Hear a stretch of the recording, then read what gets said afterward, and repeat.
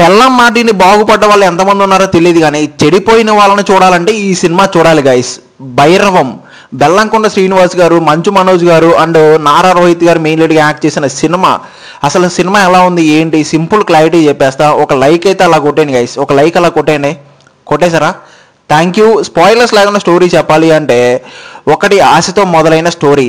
ఒక విలేజ్, ఆ విలేజ్కి ఒక గుడి, ఆ గుడి వెనక ఒక 70 ఎకరాల స్థలం, ఆ స్థలం కోసం జరిగే పోరాటం అని చెప్పాలి.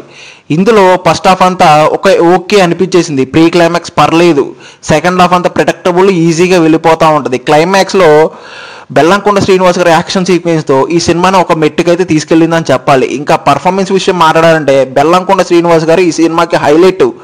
ఇంకా నారా రోహిత్ గారి సెటిల్డ్ పర్ఫార్మెన్స్ అంటే ఏంటో ఈ సినిమా చూసాక అర్థమైంది. మంచు మనోజ్ గారి కొన్ని సీన్స్లో ఓవర్ యాక్టింగ్ అనిపిస్తుంది, బట్ పర్లేదు అనిపించేసింది. ఇంకా సినిమాటోగ్రఫీ అయితే విలేజ్ బ్యాక్డ్రాప్ని చాలా బాగా కవర్ చేసింది, ఓకే అనిపించేసింది. బ్యాక్గ్రౌండ్ స్కోర్ కూడా ఒక్కొక్కరికి ఒక్కొక్క ఆర్ఆర్ వేసి చాలా బాగా హైలైట్ అయింది ఈ సినిమాకి ఆర్ఆర్ అయితే, యాక్షన్ సీక్వెన్స్కి ఎస్పెషల్లీ చెప్పాలంటే. ఇంకా వెన్నెల క్యారెక్టర్లో ఉన్న శంకర్ గారి కూతురు అయితే ఓన్లీ సాంగ్స్ కోసం మాత్రమే యూజ్ చేశారనిపించేసింది.